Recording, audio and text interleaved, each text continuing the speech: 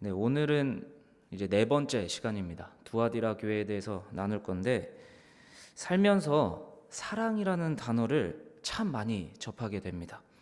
그래서 더 사랑이 뭔지 이야기하기가 어렵지만 사랑이 대단히 중요한 가치인 것은 확실합니다. 그런데 이 사랑을 하는 게 참 어려운 이유는요, 사람마다 사랑에 대한 기준이 달라서 그렇습니다. 분명 연애를 시작하고 결혼을 결정하는 이유는 쌍방이 좋아서 사랑해서 결정을 했을 겁니다. 그러나 문제가 생기는 커플은 사랑이라는 단어는 똑같이 사용하는데 서로 생각하는 사랑의 모습이 너무나 달라서 점점 서로에 대해 불만이 쌓이기 시작합니다. 이럴 때마다 불쑥불쑥 튀어나오는 말이나 생각이 있습니다. 나를 있는 그대로 사랑해주지 않는 것 같다. 나를 있는 그대로 인정하지 못하고 나의 모습들에 대해서 불만을 갖는 상대방을 보면서 저 사람은 나를 사랑하는 것 같지 않아 라고 단정합니다. 그리고 점점 이 사람은 나를 사랑하지 않는다라는 게 확신이 되고 있어요. 여러분께 한번 질문을 하고 싶습니다. 있는 그대로 사랑한다. 이 말을 어떻게 생각하십니까? 자녀를 두신 분들도 이 자리에 계실 텐데 자녀를 있는 그대로 사랑한다라는 것은 무슨 뜻일까요? 이 자녀들이 뭘 어떻게 하든 무슨 행동을 하든 그냥 다 받아들여주고 인정해주는 것은 분명히 아닐 것입니다. 그런데 상당히 많은 사람들이 있는 그대로 사랑한다라는 말을 잘못 이해하고 있는 것 같습니다. 나를 사랑한다고 하는 사람이 나의 부족한 점, 잘못된 점을 지적했을 때 오히려 이게 나야. 나 원래 이런 사람이야. 이렇게 반응하는 경우가 종종 있습니다. 그런데 사랑은 일방통행이 아니라 관계적이고 양방향적인 것이 사랑입니다. 그런데 난 원래 이래 라는 말은 매우 자기중심적인 표현이에요. 반성도 하지 않겠다. 돌이키지도 않겠다. 나 원래 이러니까 너가 받아들여라. 매우 이기적이고 자기만 생각하는 표현입니다. 나로 인해 상대가 어떻게 생각하는지, 어떤 감정을 갖게 되는지, 어떤 부분에서 힘들게 되는지는 전혀 무관심한 상태인 겁니다. 오늘 우리가 다루는 요한계시록의 네 번째 교회, 두아디라 교회는 이 두아디라 교회를 통해서 있는 그대로 우리를 사랑하시는 하나님, 그리고 그 사랑은 도대체 어떤 모습으로 우리에게 표현이 되는 것인가? 더 나아가서 교회 안에서 우리는 어떻게 사랑해야 하는지 다시 한번 우리의 신앙을 점검하고자 합니다. 자, 첫 번째입니다. 거룩이 빠진 사랑. 한번 따라해 봅시다. 거룩이 빠진 사랑. 당시 두아디라는요, 제우스 신의 아들 아폴로를 주신으로 모시던 도시였습니다. 그래서 모든 경제와 사회가 이 아폴로 신전, 아폴로 신을 숭배하는 것 중심으로 움직였어요. 그런데 예수님은 그 한복판에 이렇게 선포하시는 겁니다. 18절 보면 눈이 불꽃 같고 발이 빛난 주석과 같은 하나님의 아들이 이르시되. 눈은 보는 기관이죠. 살펴보는 기관이죠. 근데 이 주석은요, 주석, 이거는 성경에서 심판을 의미하는 금속입니다. 그렇기 때문에 하나님의 아들 예수가 불꽃 같은 눈으로 세상을 살피는 통치자이시며 심판자이시다라는 선포인데 이 말이 매우 중요한 겁니다. 왜냐하면 두아디라 사람들, 두아디라 성도들은 어떤 통상적인 개념을 갖고 있었냐? 제우스의 아들이 우리를 도와준다. 제우스의 아들 아폴로가 우리를 지켜준다라는 게 통상 개념이었어요. 그런데 그 표현을 그대로 갖고 와서 아니 너희를 지켜주고 너희를 책임지고 너희를 살피고 너희를 심판하는 것은 제우스의 아들이 아니라 하나님의 아들 예수 그리스도가 너희를 살피고 심판할 것이다 라는 겁니다. 그래서 하나님의 아들이라는 명확한 표현으로 두아디라 교회에 대한 메시지가 선포되는 것입니다.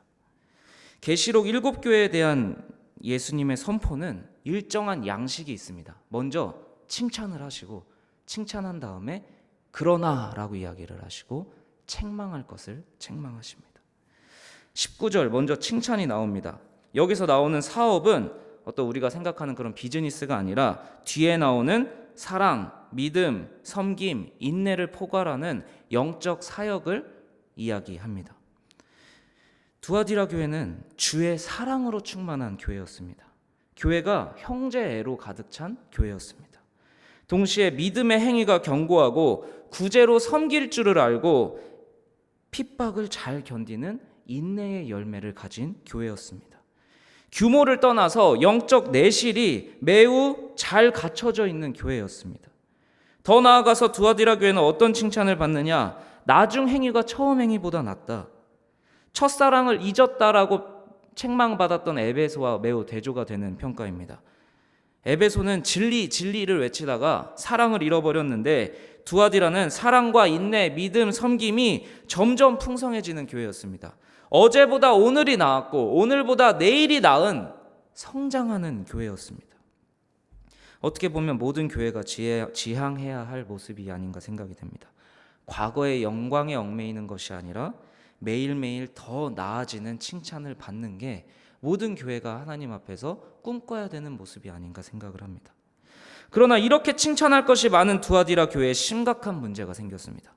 자칭 선지자라 하는 여자 이세벨을 그 교회에 용납하면서 그리스도께 책망받는 일이 시작됩니다.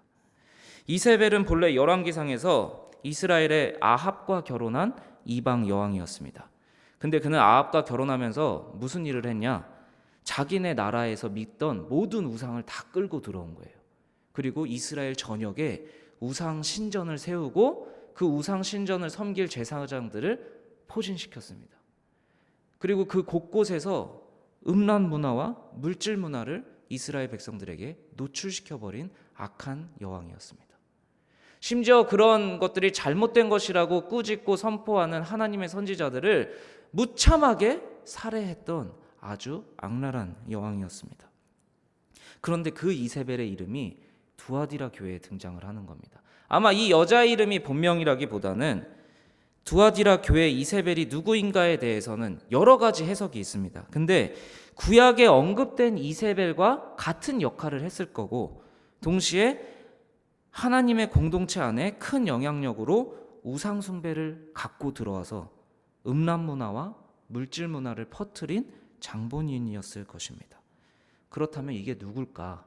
역사적인 맥락에서 봤을 때 이세벨은 이방 신전에서 황제를 숭배하는 그리고 황제 숭배를 조장하는 여사제의 역할을 하는 인물일 것이다 라는 해석이 가장 타당하게 보여집니다.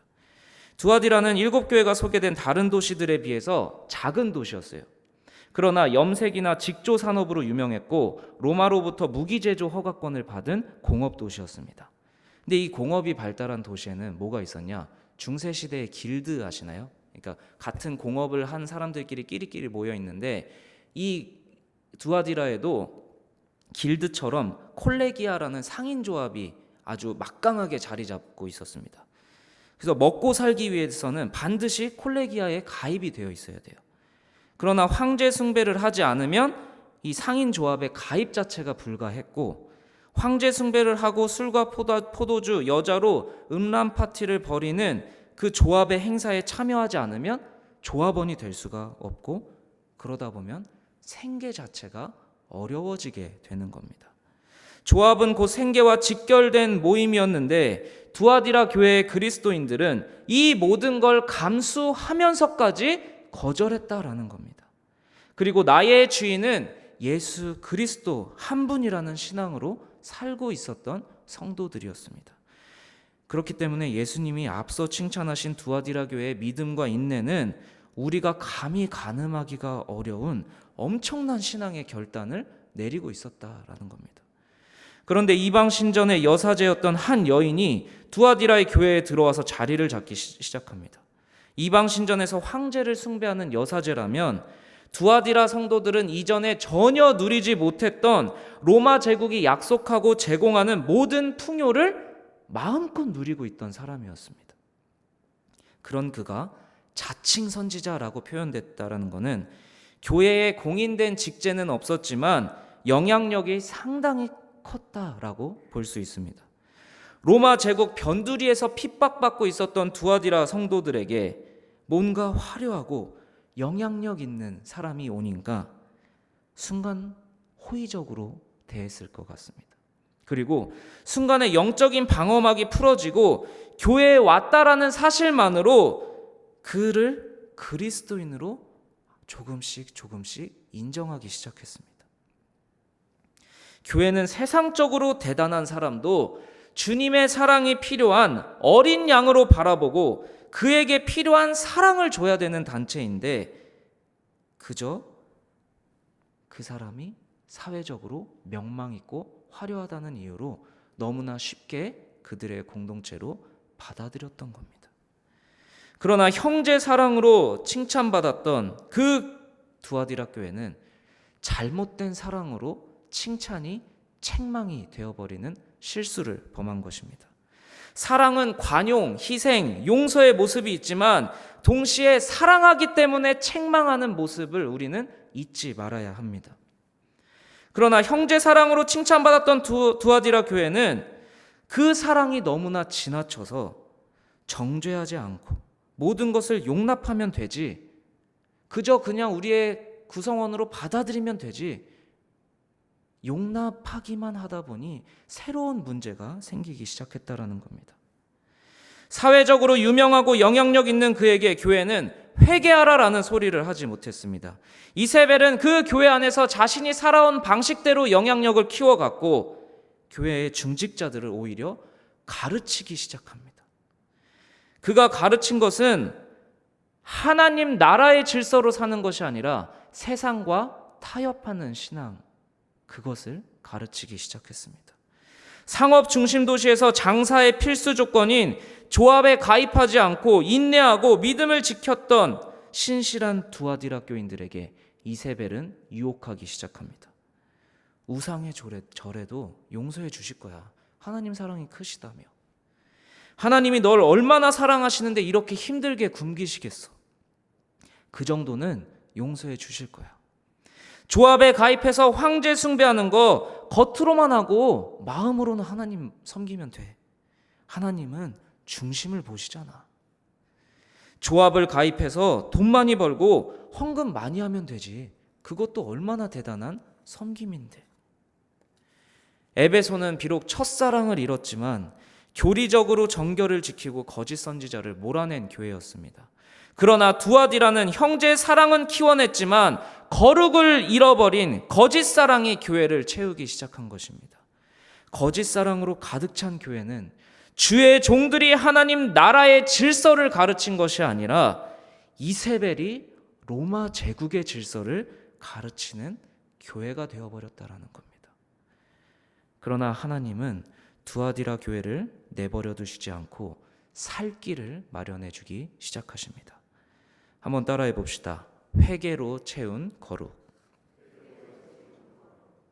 우리는 하나님의 사랑을 바르게 이해해야 합니다.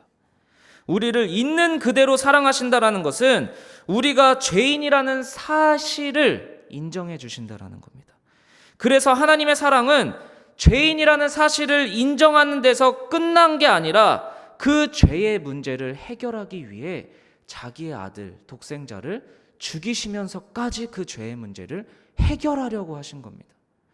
죄를 있는 그대로 용납하시고 사랑하신 것이 아니라 그 죄를 인정하시기 때문에 그 죄가 있다라는 것을 알고 계시기 때문에 그 죄를 어떻게 해서든지 해결하시고자 하는 분이 바로 하나님이고 그 하나님의 사랑은 바로 죄를 해결하는 데 있다라는 겁니다.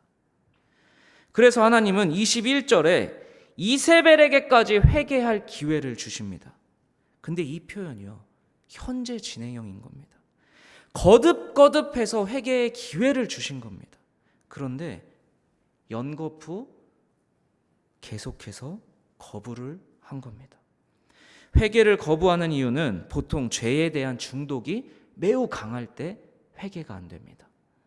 그러나 그 중독을 거부하기 어려운 이유는요, 그게 죄가 아니라는 생각이 자꾸 들기 때문입니다.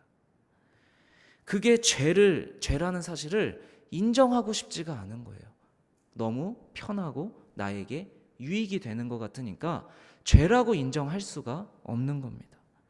별거 아닌 것 같은 행동인데 하나님은 그 별거 아닌 행동을 마음을 너무 불편하게 하실 때가 있습니다.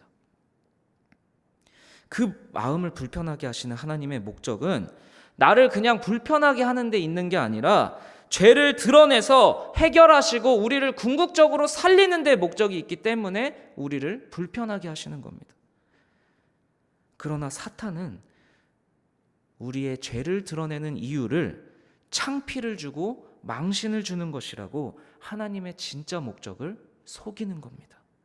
그래서 사람들은 죄를 죄라고 인정하고 회개하고 돌이켜서 구원을 얻어야 되는데 죄가 아니라는 말로 가짜 구원을 얻는데 점점 익숙해지는 겁니다.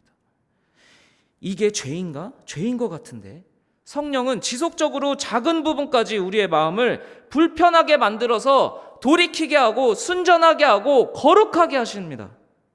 그런데 사탄은 계속해서 그 정도는 죄 아니야. 그 정도는 괜찮아. 그것도 죄 아니야. 내 마음을 편하게 만들고 난 원래 이래. 이런 모습도 하나님이 사랑해 주셔야지.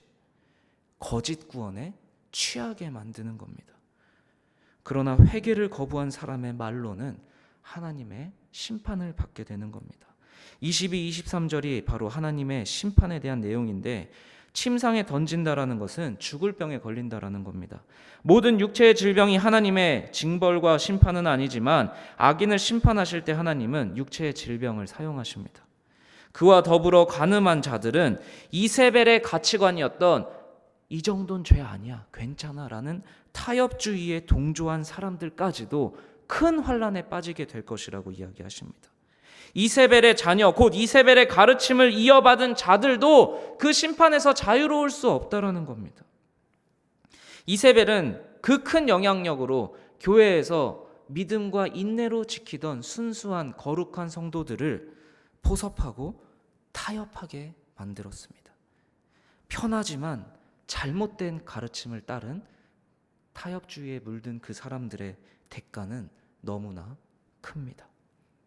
하지만 모든 자가 이세벨을 따른 것은 아니었습니다. 24절을 보면 거룩한 자들이 남아 있었습니다. 다른 짐으로 너희에게 지울 것이 없다. 이것은 이세벨의 유혹만 너희가 끊어내면 된다. 다른 건 다 잘하고 있다.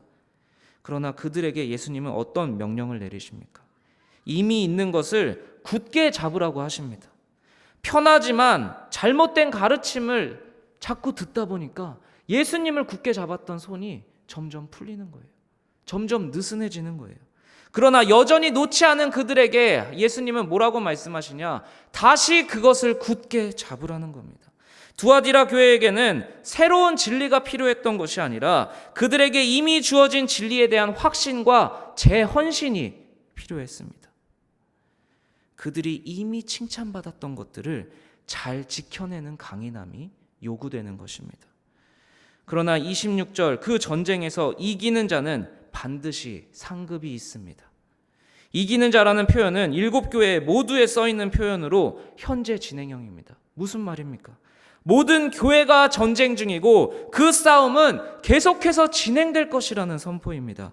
하나님의 상급은 만국을 다스리는 권세를 주시는데 그 권세는 27절에 철장으로 연결됩니다.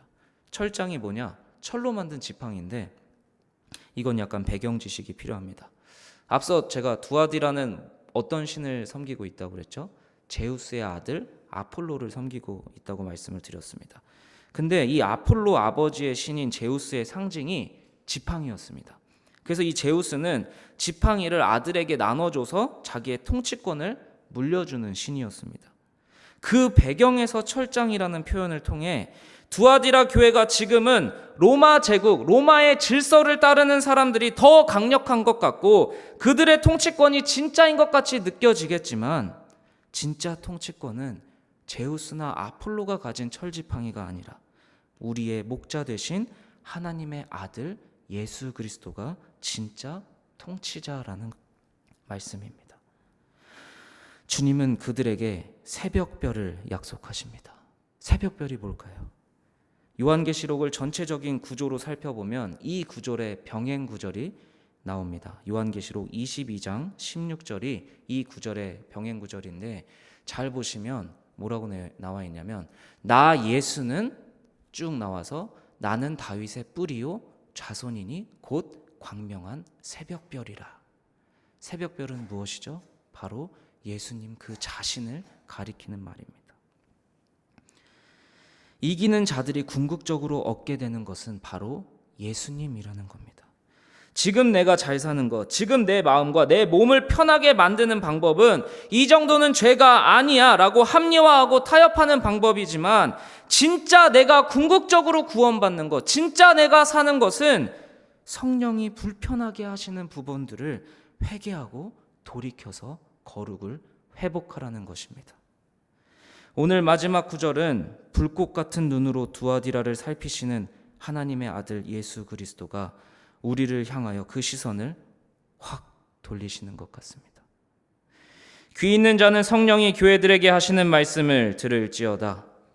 오늘 우리에게도 주님은 동일하게 선포하십니다. 귀 있는 자는 성령이 한국교회에게, 귀 있는 자는 성령이 연동교회에게 하시는 말씀을 들을지어다. 여러분은 이 자리에 무엇을 얻길 위해, 무엇을 기대하며 이 자리에 오셨습니까?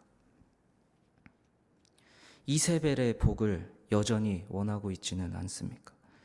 이세벨의 복을 끊어낸 자가 궁극적으로 얻게 될 것은 다른 것이 아니라 예수 그리스도였습니다.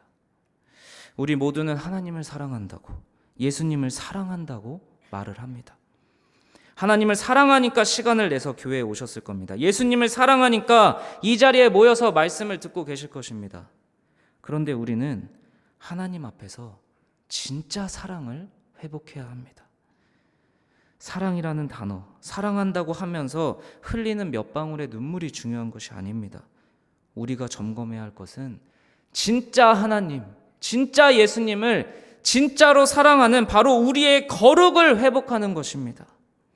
하나님과의 관계가 깨지고 그 수많은 죄를 그대로 아는 채 하나님은 나를 있는 그대로 사랑하시니까 내가 죄지어도 사랑하시겠지. 나를 사랑하시니까 내가 어떤 모습이든지 용납해 주시겠지. 그 모습은 반복하여 계속해서 회개할 기회를 주시는데, 자기 음행을 회개하고자 않는 두아디라의 모습과 동일한 모습입니다.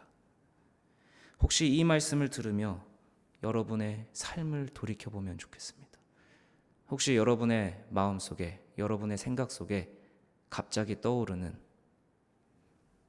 모습들이 있지는 않습니까? 이 정도는 괜찮겠지, 이 정도는 하나님이 눈 감아주시겠지 하고 합리화했던 삶의 파편들이 떠오르지는 않습니까? 이 시간 하나님은 우리에게 동일하게 선포하십니다. 귀 있는 자는 성령이 하는 말을 들을지어다. 하나님을 믿는다고 내 시간, 내 수고, 내 육체적, 물질적 헌신을 하는데 예수가 느껴지지 않는 분이 계십니까? 신앙생활에 진척이 없어 답답한 분이 계십니까? 하나님의 음성을 듣는다라는 게 뜬구름 잡는 것 같이 느껴지는 분이 계십니까? 그 모든 답답함을 가진 성도님들의 귀가 열리기를 축복합니다. 그리고 하나님의 말씀이 들리기를 축복합니다. 이 정도는 죄가 아니야, 이 정도는 괜찮아, 수많은 합리화와 타협주의가 우리의 불편함을, 우리의 마음의 그저 불편함을 잠시 해소하는 편함으로 만들게 할 것입니다. 그러나 여러분, 잊으면 안 됩니다. 여전히 우리는 전쟁 중입니다. 여전히 모든 교회는 이세벨의 타협주의와 싸워내고 있습니다. 오직 이기는 자만 새벽별, 곧 예수 그리스도를 소유하게 되는 것입니다. 우리는 예수를 알기 위해, 예수를 만나기 위해 자꾸 무언가를 더 하려고만 합니다. 하나님이 안 느껴지니까 봉사를 더 해볼까? 하나님이 안 느껴지니까 주중예배, 새벽예배를 더 나가볼까? 헌금을 더 해볼까? 그러나 예수를 소유하는 방법을 오늘 말씀은 뭐라고 선포합니까? 거룩을 회복하라는 것입니다. 회개하라는 것입니다. 타협주의를 끊어내라는 것입니다. 합리화하지 말라는 것입니다. 예수를 소유하는 것은 우리의 본질적인 죄의 문제를 해결하는 것입니다.